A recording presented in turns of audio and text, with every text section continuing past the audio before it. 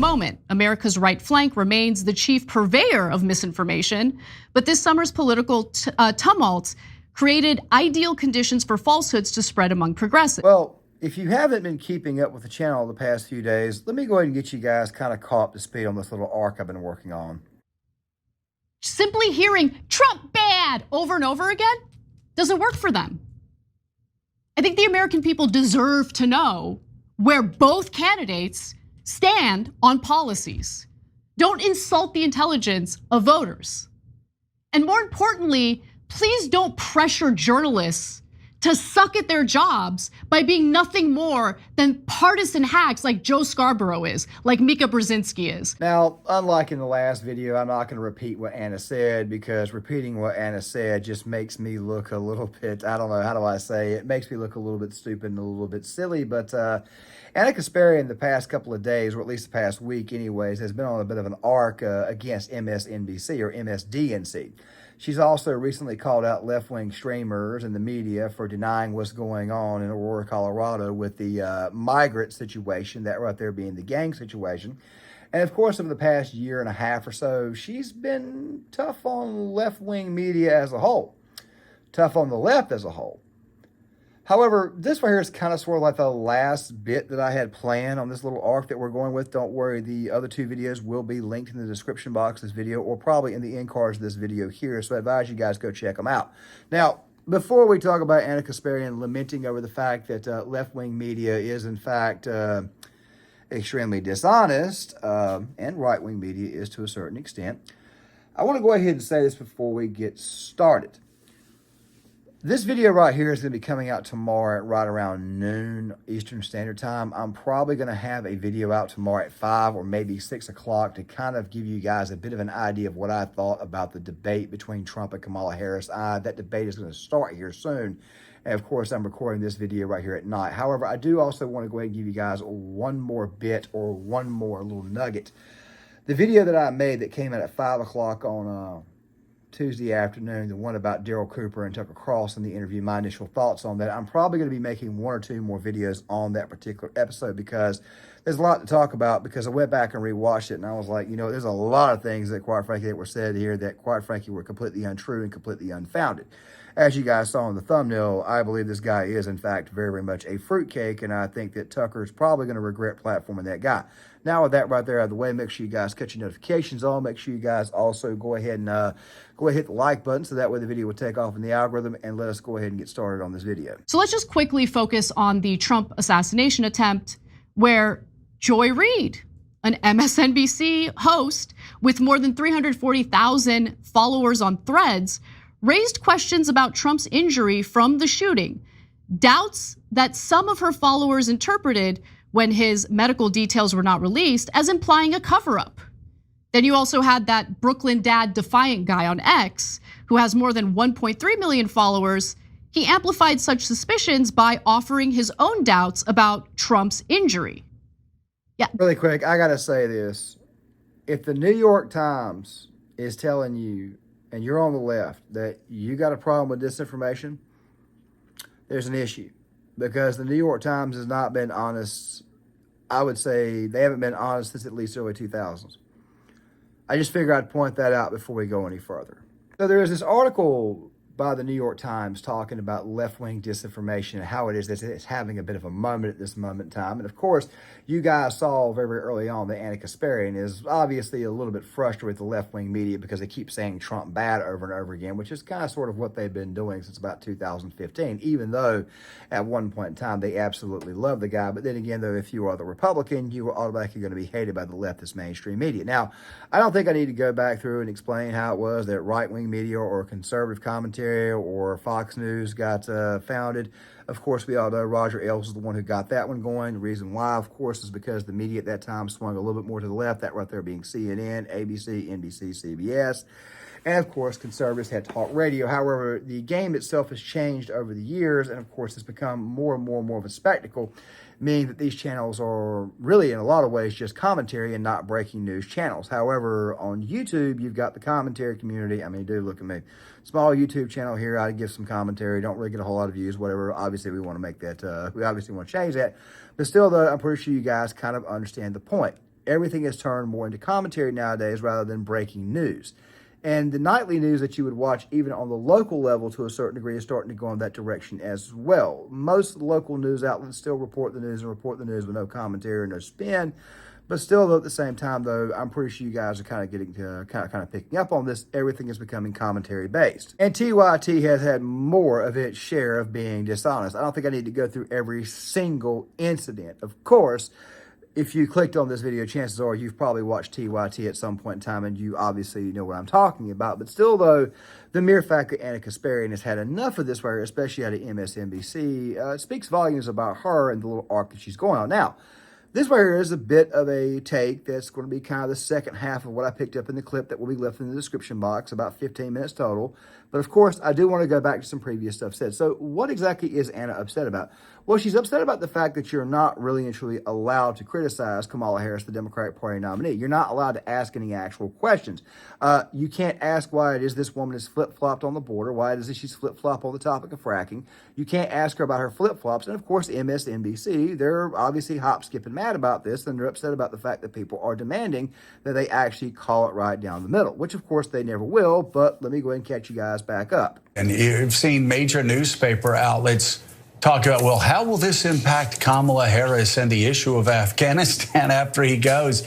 And he does a thumbs up and pictures. Well, and just acts like a brute and desecrates Arlington. That's not a time to say, well, how does it, it's. But again, we see it time and time again. For some reason, the mainstream media. What are we, 9 years in to Donald Trump's era in American politics, still doesn't know how to cover Donald Trump. Their objectivity actually is not objective at all. It ends up playing to Donald Trump's advantage. Don't be objective because it plays to Donald Trump's advantage. Why? Because journalists want to answer a question about how Kamala Harris would handle Afghanistan, what her views on Afghanistan. Especially given the fact that Kamala Harris claimed she was the last person in the room after they pushed back the withdrawal date. Let me give you guys a quick history lesson on Afghanistan. I promise it won't take but a second. In the case of Afghanistan, what happened was the Trump administration, I didn't exactly agree with the deal, even though obviously I'm a Trump guy. I didn't like the deal he agreed to, but still at the same time, though, he was willing to leave roughly 2,500 QRF forces on the ground, meaning quick reaction force, 2,500 total on the ground, conditions-based withdrawal. They would be out of there in May. Taliban was okay with that, and of course it would have ended what the hell was going on. Biden administration comes in, what do? They change everything up. They push the date back to September the 11th, or they push it all the way forward to September the 11th, and then of course we all know what happens. The disastrous withdrawal, what happened there, which quite frankly was absolutely embarrassing. It cost us 11 Marines, a soldier, and of course also a naval corpsman. Now, I do get people in the comment section who tell me this right here was Trump's fault, and of course Kamala Harris loves to tell us that it's Trump's fault, but let's just be honest. Trump had been out of office for 8 months, and the Biden administration with Harris, they're the ones who pushed the withdrawal date back, which obviously angered the Taliban. And like a bunch of idiots, these people chose to shut down Bagram Air Force Base and funnel everybody through Abbey Gate, and that's how the hell we got the incident that killed 11 Marines, a corpsman, and of course also a soldier. Absolute failure, but yet I still got people in my comment section that love to come in here and tell me that Trump's the one at fault for what happened in Afghanistan, even though he had not been on watch for 9 months. And recently you had this incident involving Arlington National Cemetery, Section 60, where it is that the liberal media love to tell us that Donald Trump was there for a political stunt, when in reality what really happened was that the Gold Star families actually invited Trump there, and they also invited Kamala Harris, and Trump showed up. And of course, there's apparently some incident that occurred too, which I'm pretty sure you're going to hear about at the debate, because of course Trump has recently came out and said that they will release the footage. That sounds quite transparent. I mean, I tend to think if he's willing to release the footage of that, it's probably not as bad as the mainstream media makes it out to be. Look, you got to ask yourself a question. This media has not been honest, not one damn bit. And I mean, they haven't been honest for a long time. I mean, I could go all the way back to the Obama years where these people just straight up lied to us all the time. If they've been lying to us this entire time, then what the hell makes anybody think anybody with any sane, rational, common sense is going to believe them now? And I think that Anna's finally starting to pick up on this, and that right there is why I'm calling it a bit of an art. And let's also not forget, Harris was invited too, and she refused to go. Now, as a veteran myself, you think I'd be upset about politics, but here's the thing. If the family invited him, the family invited him. I don't see a problem with it if the family said, yeah, go ahead and come on down. And like I said before, they invited her too. But, hey, she decided to gaff that off, and Biden did as well. I mean, hell, he was at the beach. But let us continue. Unfortunately, is now part of our media landscape. And it's not something that I'm happy about, because a lot of these sources I used to trust, I used to believe they're reporting at face value. And then I came to the realization that they weren't telling the whole truth. They were admitting parts of the story. They were, in some cases, taking Trump out of context. And it was infuriating, because if you put Trump in context and you actually report the story accurately, I'm not gonna suddenly be a She's not gonna become some Trump voter overnight, okay? That type of thing that takes a very, very long time to become, okay? Whatever political side you choose to vote for, it typically takes a while for you to actually get to that point. Look, I know Joe Rogan loves to say this, basically slogans almost like teams, but still at the same time though, does anybody really and truly trust Joe Rogan when it comes to politics? I've been telling people for a while that I lost my trust in him when he told us all that Ronda Rousey could beat Floyd Mayweather. Basically put his lips around that woman's ass and basically said, open up and say, so that way I can receive your farts. That's basically what Joe Rogan did. I lost all respect for him. I had no idea how the hell I got on Joe Rogan, but still, the point is this right here. Nobody becomes, how do I say, a Trump voter or a Harris voter overnight? Of course, unless you're already a Democrat or whatnot, or maybe even already Republican. But of course, if you guys look at the track record with Trump, even Republicans sometimes kind of wonder if they could actually vote for him or not. He doesn't get full-blown support. Of course, there are a lot of rhinos out there. I mean, I even had a hard time coming around to him in 2016. But still, the point is this right here. If you report the truth, if you report it accurately, it's not going to sway somebody overnight, which I think is the fear that MSNBC has. But then again, though, if you know the leftist media, if you know the liberal media industrial complex, then therefore you will know that they've always been in the business of propaganda and commentary and never really and truly in the business of news. Left-wing misinformation, unfortunately, is now part of our media landscape. And it's not something that I'm happy about, because a lot of these sources I used to trust, I used to believe they're reporting at face value. And then I came to the realization that they weren't telling the whole truth. They were admitting parts of the story. They were, in some cases, taking Trump out of context. And it was infuriating, because if you put Trump in context and you actually report the story accurately, I'm not gonna suddenly be a huge Trump fan, but I am gonna get angry when I find out that the sources that I trusted were intentionally taking him out of context to make him seem worse than he really is. So there was a piece out in the New York Times today that I think you should all read. And okay, there was a lot there to discuss, but there's also a lot more to discuss. Now, for the purposes of copyright, to keep it from going too long, I'm gonna play the next segment, which is only about 40 seconds long, and then I'll come back on the other end and basically double up the segments. But let's roll this. I confirmed that Trump got shot in the ear. Okay, like, it's confirmed by the FBI. Like, who are we? Really, we're gonna play this game where we engage in conspiracy theories? Like, on one hand, criticize the right wing for engaging in conspiracy theories as we engage in conspiracy theories? I think it's pretty gross. But as a result, more than 1/3 of President Biden's supporters believe the assassination attempt may have been staged, according to a poll in July by Morning Consult. There's other stuff.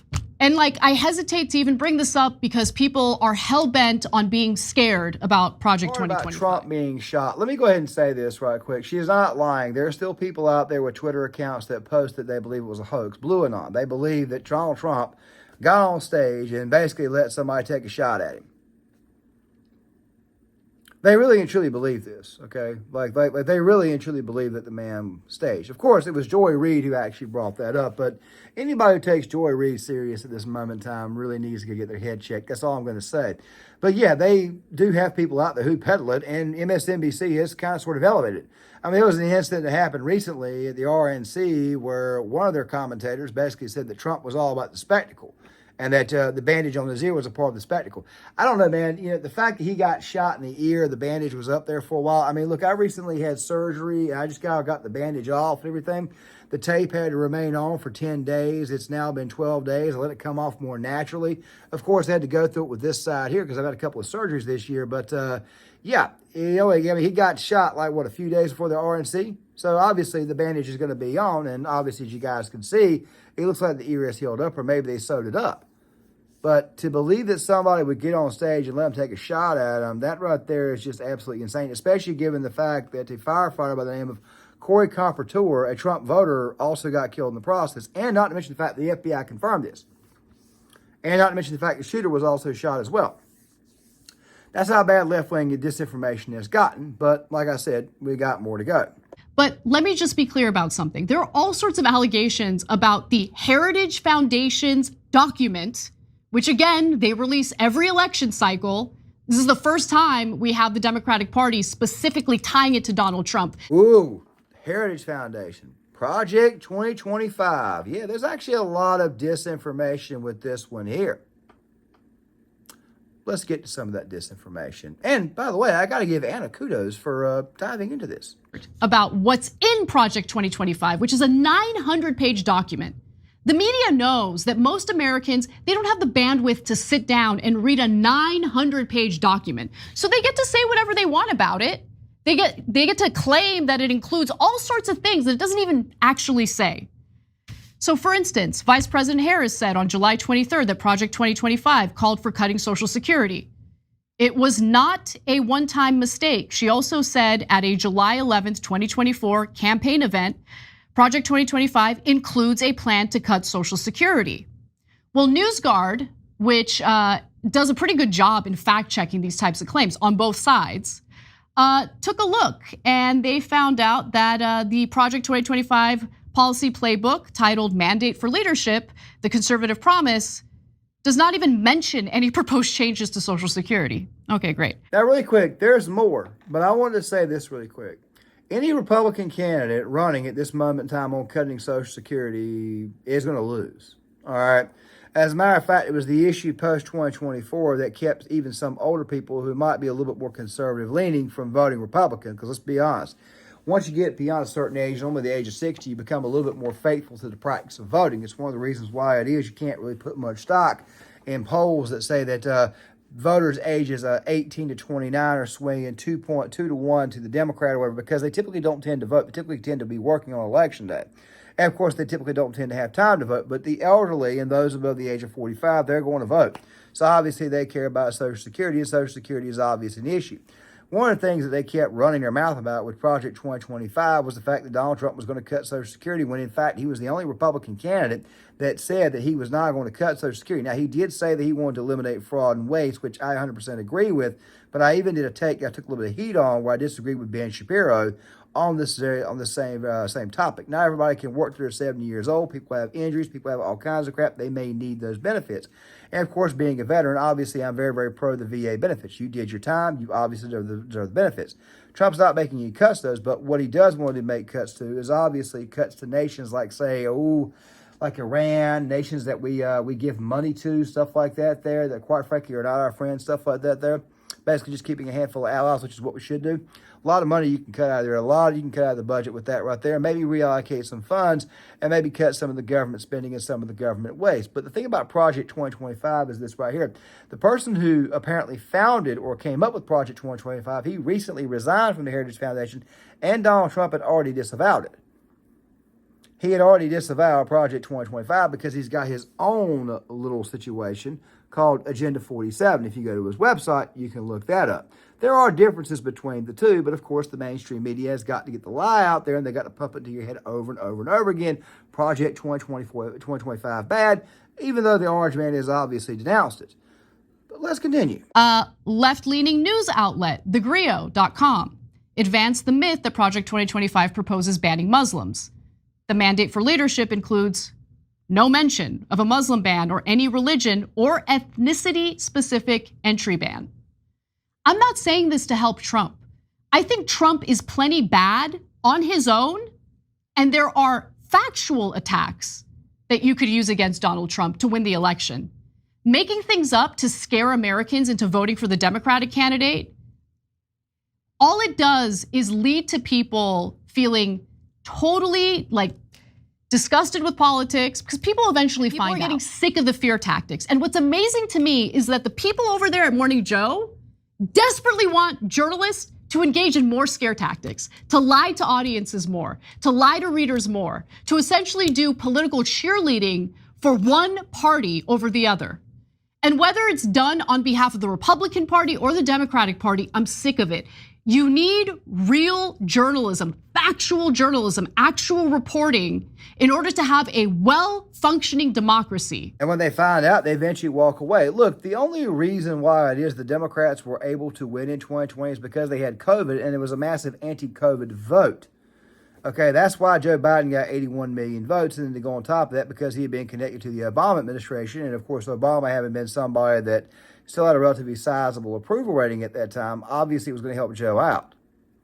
Once people find out the truth, they eventually just walk away. Or like in the case of Anna, they kind of lament over the situation and take their time. Now, I'm pretty sure somebody's going to say, you're going to say that Ana Kasparian is going to turn right. No, I didn't say that at all. What Ana Kasparian is doing is she's coming back a little bit more towards the center. She's still very, very much a liberal, still very, very much on the left. But of course, if he had to take the video down, I'd have put it in the comment section, the video that Spoon, the aristocrat utensil released, where he made a very, very good case that Anna was not really and truly an actual leftist. She was just somebody who was left-leaning around a bunch of leftists. And of course, they were constantly preaching to her. And now she's starting to buck everything that's going on. Let me say something really quick, okay? This little arc that she's going on is probably going to be a little bit more, how do I say, progressive. And what I mean by that is probably going to take a little while longer for her to fully come out of it. I don't know if this girl is ever going to be on PragerU someday saying why I left the left, but still at the same time, though, it definitely looks like we're starting to get to that point to where another little lever or another little cog in the machine is kind of falling out. Another little book has fallen, a little domino has fallen, which, by the way, didn't connect with another one. But it just seems to me like more and more things are kind of falling into place. Some people it takes a little bit longer than normal. And I'm not saying that I want Ana Kasparian to just up and leave the left. But however, at the same time, though, there may be a moment where you have to kind of overlook some of the things that she said because, quite frankly, she's been ignorant for so long of how things work. This is kind of what happens when you live in a bubble, which, of course, that bubble she lives in is L.A., and that bubble that she lives in is obviously TYT because that's where she works. What I'm saying is if you give this girl a little bit more time with everything that's going on, especially this election cycle, if you give it just a little bit more time, you may be surprised at what she ends up doing. Basically, what's happening here is that Ana Kasparian is starting to wake up and see the light, that she's starting to see that left-wing media is just as bad, if not way worse, than what right-leaning media is. That right there is what the hell is going on in this situation. She's starting to realize that a lot of the stuff that she's been believing for so long has not come true. And she's also starting to say to herself, you know, maybe there's a better way of doing this. Maybe if you report things accurately. But once again, though, if you report things accurately, people do, in fact, change their mind. They just happen to change their mind over time, which is something that Anna's probably going to have to do. Now, let me close the video out on this right here.